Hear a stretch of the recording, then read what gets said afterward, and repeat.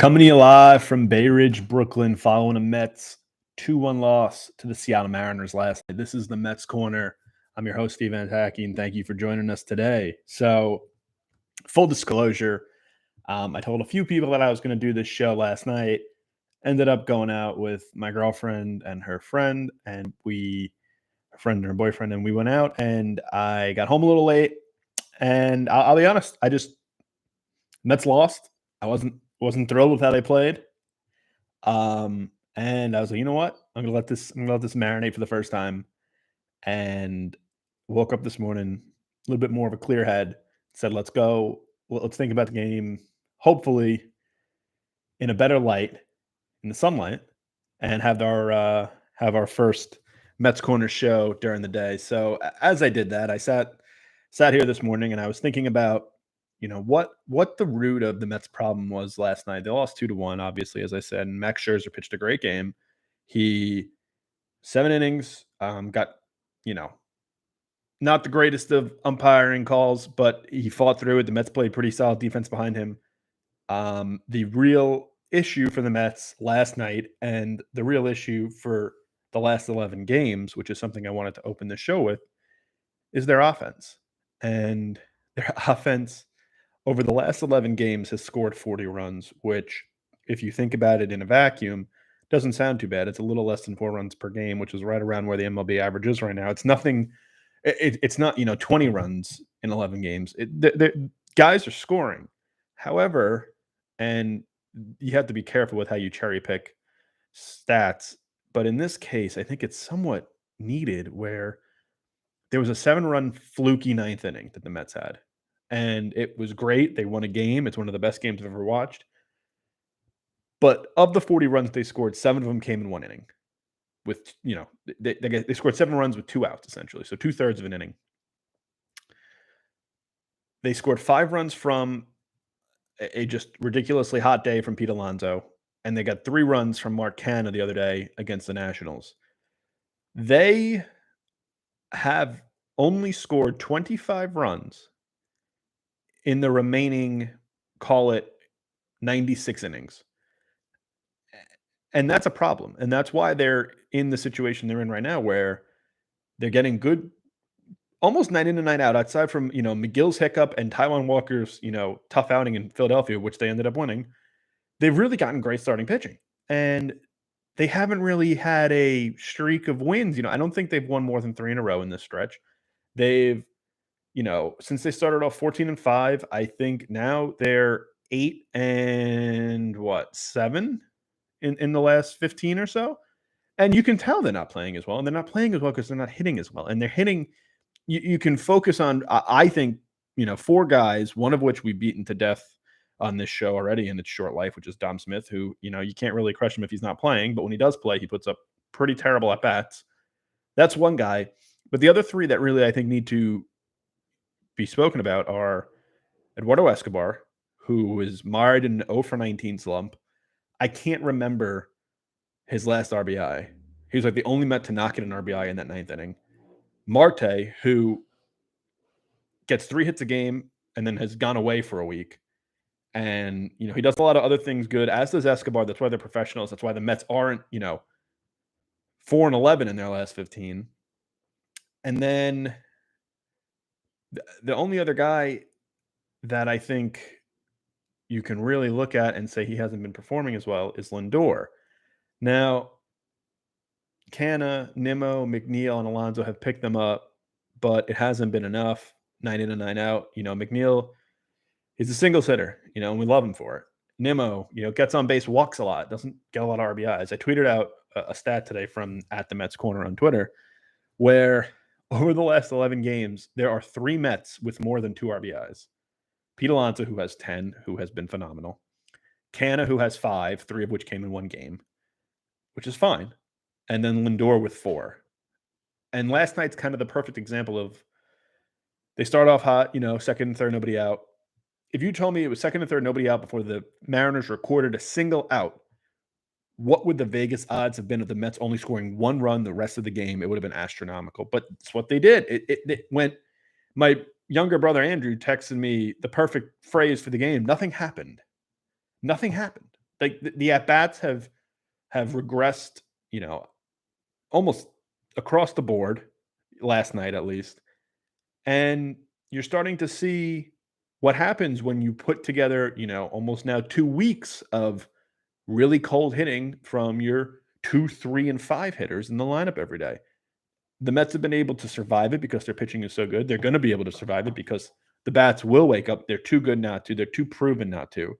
And you have guys performing like Alonso, McNeil, and Nimmo, and so on and so forth. But it's really important, I think, tonight for the Mets and the rest of this homestand to get on track offensively. And I don't know what it's going to take. I don't know if it's going to take, more reps in the cage. I don't know if it's just going to have to deal with timing.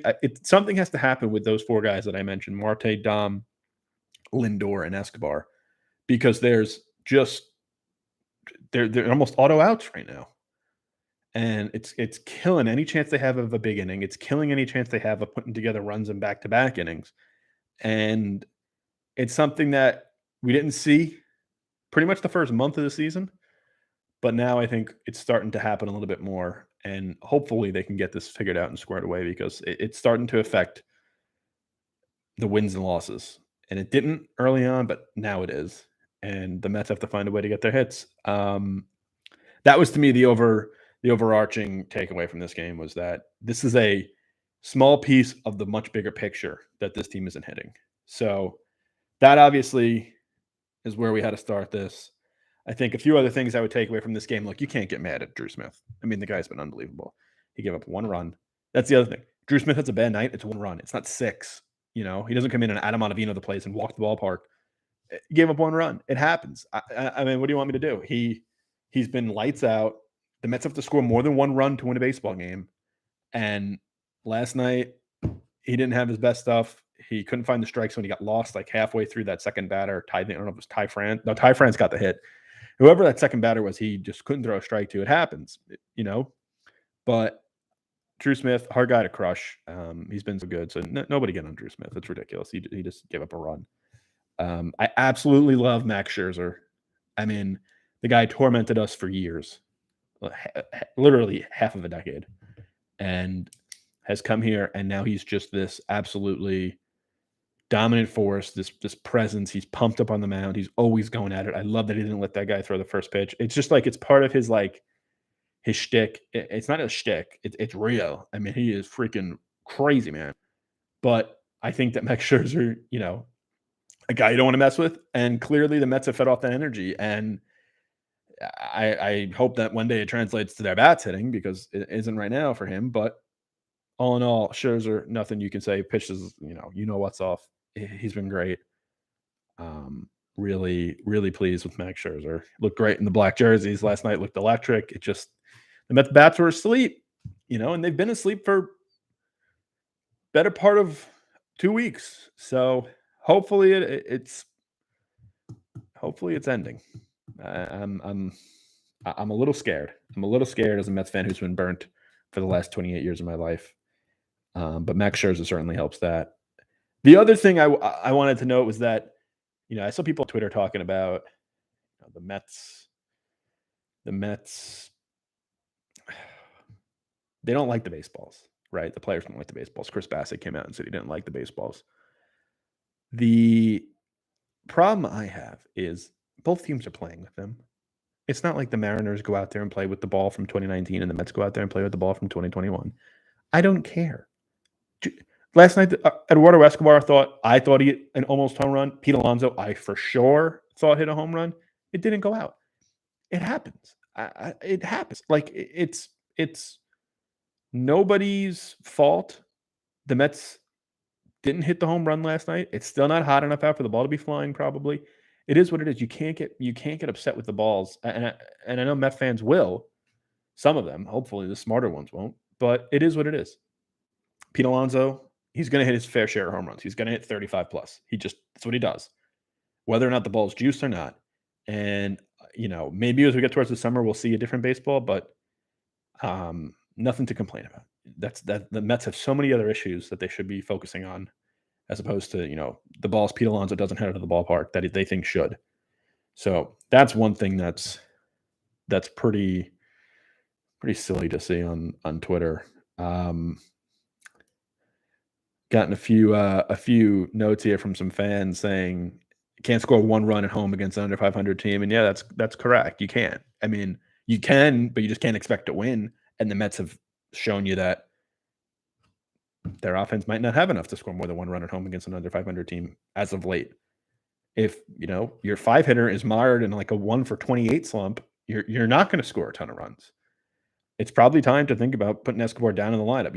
It was funny. Buck had no problem dropping Marte, who was hitting better than Escobar, and has seemingly not been as open to moving Escobar down the lineup. I would say you give him maybe a little bit more time, but we'll see what Buck does. It has to happen soon because the hitting has just been so dormant. And I know it's across baseball; it's a pandemic of hitting. Nobody can do it, but the Mets were doing it and show you that they can do it. So hopefully they wake up. That Jesse Winker from the Mariners just absolutely continues to torment the Mets in Citi Field. I mean, that guy, he's a good baseball player. Against the Mets, he's a good baseball player. Pretty streaky. Hopefully tonight, Bassett's able to keep him under wraps. I'm expecting Chris Bassett to go out there tonight, give you 6 or 7 1-2 runs. The Mets are going to be in this game tonight. I have no doubt in my mind they're going to be in this game tonight. And I just need to see the offense come through. That's all we need to see is the offense come through. If the offense comes through, we'll actually have something here. But I don't. It's going to be interesting to see. We're getting a call right here. Hook, who is this caller? Hey, this is Zach from Massapequa. Oh, Zach from Massapequa. How are you? It's great to have you on. Good. How you doing? I don't mean to hog up the phone line here, but because I know this is twice in 3 days. Yeah. It's show. Okay. No. We're happy to hear you. I'm on the West Coast. So I was just getting up, and I saw you were live, so I definitely wanted to tune in for the last 10 minutes. We appreciate it. I wanted to go back and pick your brain a little bit on the lineup, if you don't mind. Yeah. Going into the season, I mean, look, you could look at that lineup and say it's pretty weak going into the season, and maybe there's a chance they were overperforming. Escobar was hitting over 300 at the end of April. Canha is continuing to hit out of his mind, but he's a 230 career hitter. So at some point, these guys are going to come down to their career numbers. Having Davis and Nido in the back two of the lineup and Escobar, who can't hit himself out of a paper bag, hitting fifth, I don't know if that's very sustainable. And, injuries haven't even started coming yet. We're going to see guys going down soon. So I'm curious to know, is there a move to be made here, and what's the urgency? Because, they have the pitching. They got to be winning these games now. Every game counts. Yeah. No question. Every game counts, and I completely agree with you that I'm somewhat scared about this team's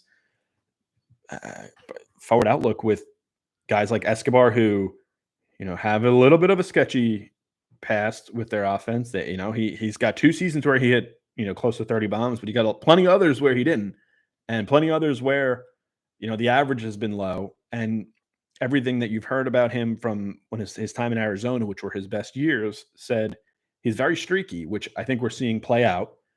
I would say the injury bug thing, it scares the death out of me. I mean, you could argue that the Mets have been bit by it because their best player isn't playing, but at the same time, that guy's always injured. So I don't know what you expect. It's going to happen. Somebody's going to go down. Lindor or McNeil seems to always be someone injury prone. Nimmo always seems to be someone injury prone. And those are the guys that are carrying the whatever offense there is right now. And it's definitely scary. It's definitely why I think they need to address another bat at some point. We were all saying in the offseason that Chris Bryant makes a lot of sense, and they just didn't do anything else once they got to post lockout to address the bats. They didn't. It was just pretty much Bassett, and that was it, which was great. I mean, he's a great addition, but I am definitely worried about injuries, and I am definitely worried about the back end of this lineup with the JD Davis and Nido.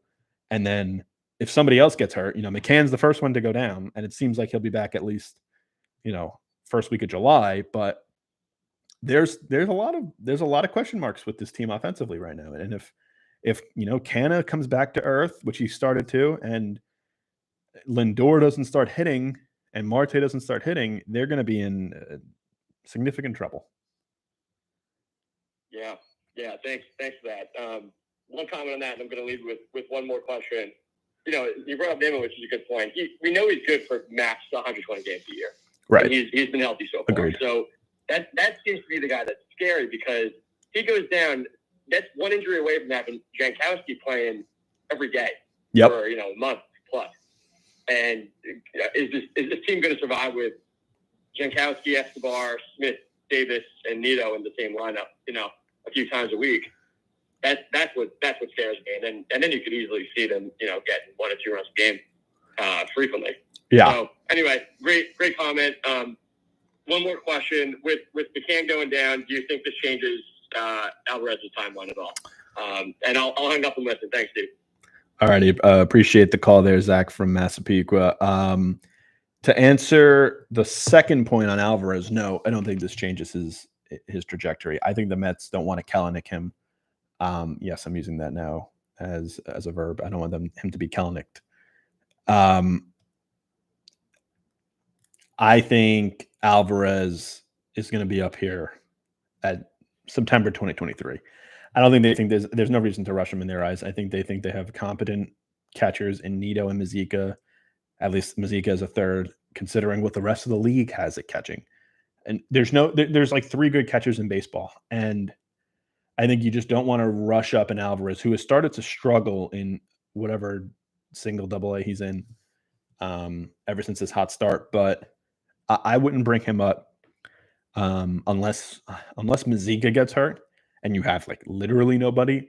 It would have to be really bad for Alvarez to get called up. I know he's the chosen one, and since Pete came up in 2019, the Mets haven't. I don't know the last time the Mets had like an offensive player come up that we were excited about. So it's been 3 years now. But hopefully Alvarez continues to grow in the minors, and they don't need to bring him up.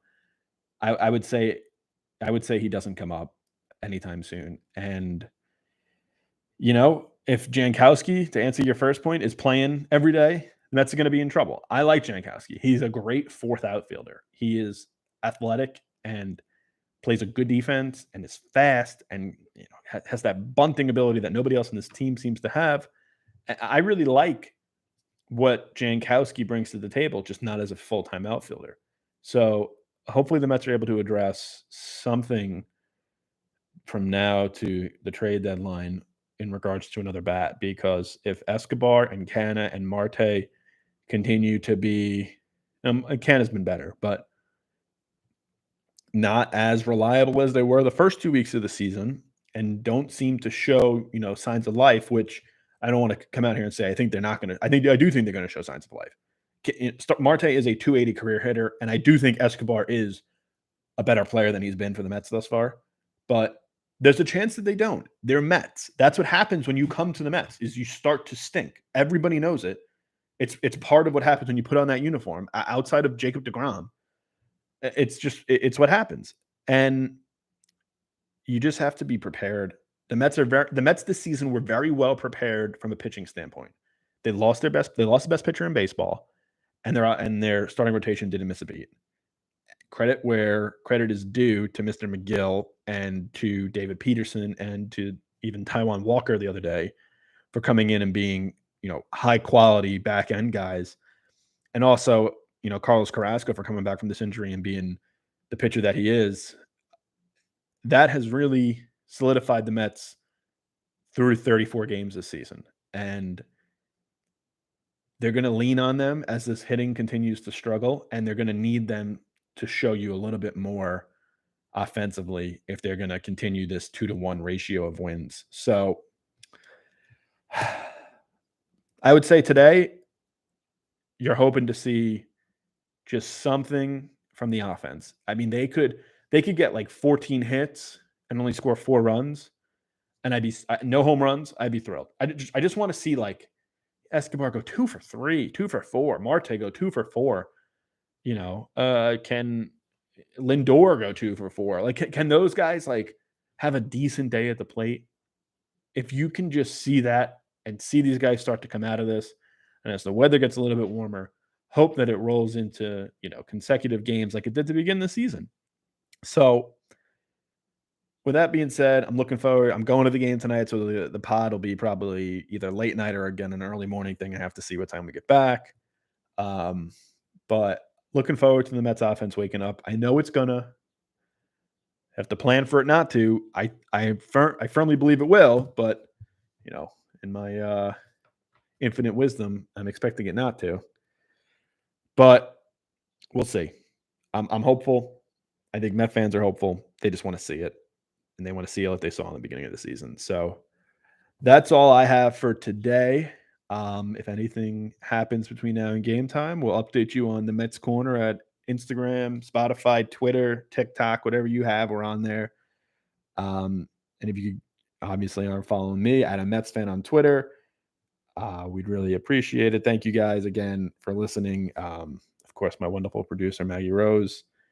And yeah, thank you for tuning in from wherever you are here in Metsland. And we'll see you guys tonight or tomorrow. Time will tell. Be good.